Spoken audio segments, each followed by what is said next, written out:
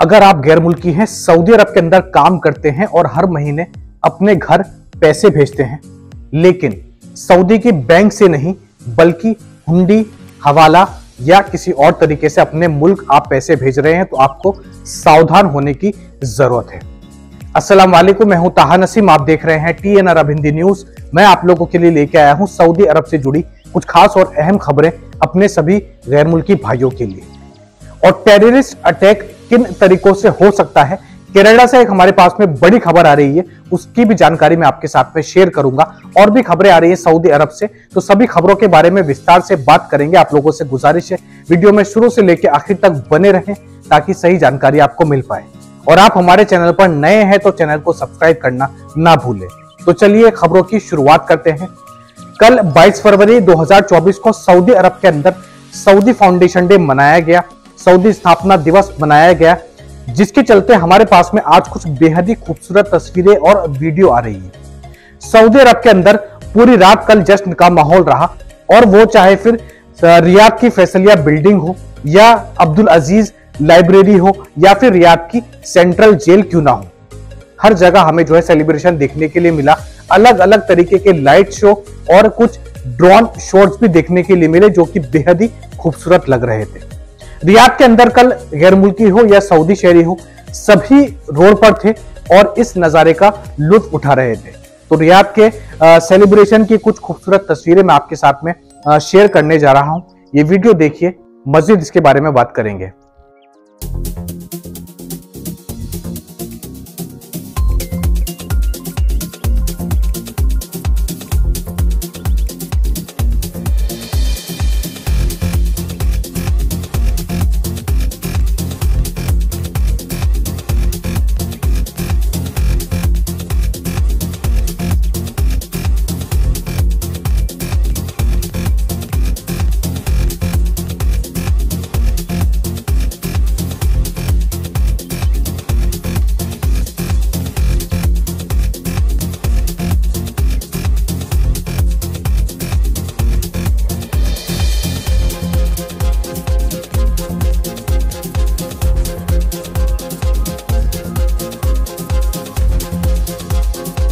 तो ये खूबसूरत ड्रोन शो, लाइट शो आपने देखा, जो कि हमारे पास में रियाद से आ रहा था।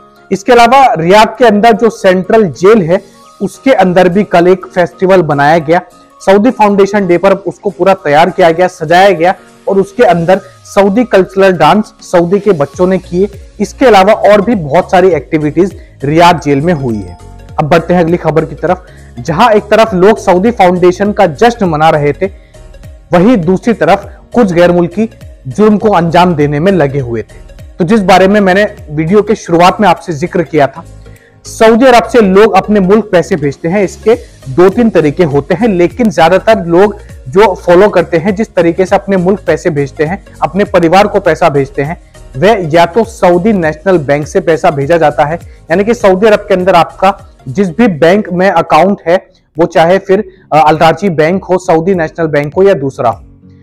लीगल तरीका यही है कि आप सऊदी नेशनल बैंक में जाकर आप अपना पैसा लगाएं और आपके अपने घर वालों को पैसा भेज दें उनके ऑफिशियल डॉक्यूमेंट्स पर। लेकिन जो इलीगल तरीका है और जो सबसे ज्यादा सऊदी अरब के अंदर फॉलो हो रहा है, उसको हम लोग हुंडी या फिर हवाला के नाम से जानते हैं। इसमें होता यह है कि हमको सिर्फ अपने बैंक अकाउंट की जानकारी देनी होती है, जिस भी परिवार वाले के बैंक अकाउंट में हमें पैसा भेजना होता है, और यहां से कैश देना होता है। इसके अलावा किसी भी डॉक्यूमेंट की जरूरत हमें नहीं पड़ती, और ये पूरा अनऑफिशियल होता है, यानी कि इसका रिकॉर्ड सऊदी हुकूमत के पास में नहीं पहुंच पाता। इसीलिए ये इसको इलीगल माना जाता है। आसान शब्दों में इसको हवाला भी बोला जाता है। तो कल सऊदी पुलिस ने एक बड़े अमाउंट के साथ में ईस्टर्न रीजन से एक यमनी सिटीजन को गिरफ्तार किया है, जो कि लोगों से पैसा लेता था और उनके अपने मुल्क, अपने देश में, अपने परिवारों तक वह पैसा पहुंचाया करता था। तो एक बड़ा अमाउंट इस शख्स के पास से मिला है, जो कि पूरा हवाला का पैसा था।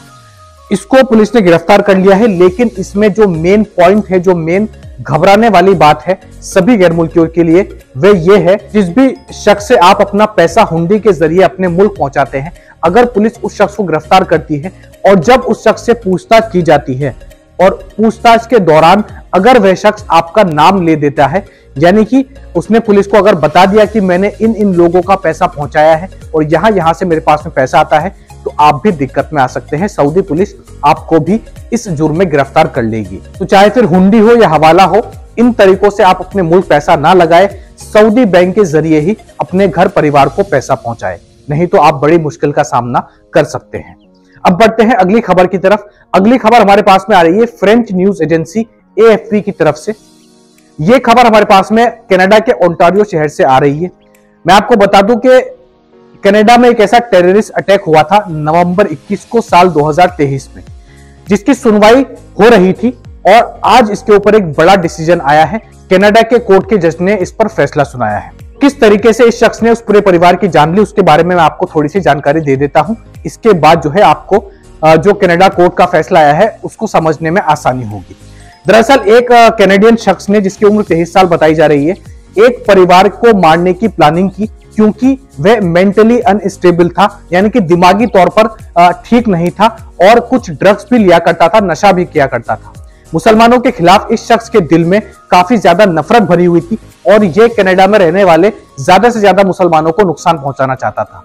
इसके चलते इसने एक परिवार के ऊपर अपनी गाड़ी चढ़ा दी, जो परिवार पाकिस्तान से बिलोंग करता था, जिसमें 4 लोगों की जगह पर मौत हो गई थी। 46 साल के अब्दुल रहमान, जो कि पाकिस्तान से बिलोंग करते थे, उनकी इसमें डेथ हुई, उनकी वाइफ की डेथ हुई और 15 साल की उनकी बेटी की भी डेथ हुई। इसके अलावा उनकी मां, जिनकी उम्र 74 साल बताई जा रही है, वह भी इस हादसे में मारे गए थे। जब कोर्ट में सुनवाई हुई तो इस शख्स के घर पर जब पुलिस ने छानबीन की तो वहां से कई ऐसे सबूत मिले जिससे यह साबित हो गया कि यह शख्स मेंटली स्टेबल नहीं था, यानी कि पागल था और मुसलमानों के खिलाफ कई सारे एक्शन इसने पहले भी किए हुए थे। इनके कंप्यूटर में जब पुलिस गई तो इनके कंप्यूटर से यह मालूम हुआ कि कई सारे टेररिस्ट ऑर्गेनाइजेशन के साथ में भी इस शख्स का ताल्लुक था और बहुत पहले से ये जो है मुसलमानों के खिलाफ कई सारे प्रोपेगेंडा चलाते आया है, प्लान्स करते आया है। तो आज 23 फरवरी को कनाडा के अंदर कोर्ट में इसका फैसला हुआ, जहां पर इस शख्स को उम्र कैद की सजा सुनाई गई है और आतंकवादी भी घोषित कर दिया गया है। तो आतंकवादी हमला केवल गन्स, बॉम्ब से नहीं होता, इस तरीके से भी किया जा सकता है। कनाडा के अंदर कोर्ट में यह प्रूफ हो चुका है। तो पूरे पाकिस्तान के परिवार की जान लेने के जुर्म में और एक आतंकवादी हमला करने के जुर्म में इस शख्स को उम्र कैद की सजा हुई है, जो कि कनाडा की जेलों में अब अपनी पूरी जिंदगी सड़ते रहेंगे। इस खबर के ऊपर आपकी क्या राय है और इस तरीके की मानसिकता होना पूरे देश में कितना आम होता जा रहा है, मुसलमानों के खिलाफ नफरत फैलाई जा रही है, इसके ऊपर आप अपनी राय जरूर लिखें कमेंट बॉक्स में। तो ये थी आज की कुछ खास और अहम खबरें। वीडियो काम की लगी हो तो वीडियो को लाइक करना ना भूलें और आप हमारे चैनल पर नए हैं तो चैनल को सब्सक्राइब भी कर दें। मैं ताहा नसीम अब आपसे इजाजत चाहता हूं। इंशाल्लाह कल आपसे फिर मुलाकात होगी नई और ताजा खबरों के साथ। तब तक अपना ख्याल रखें।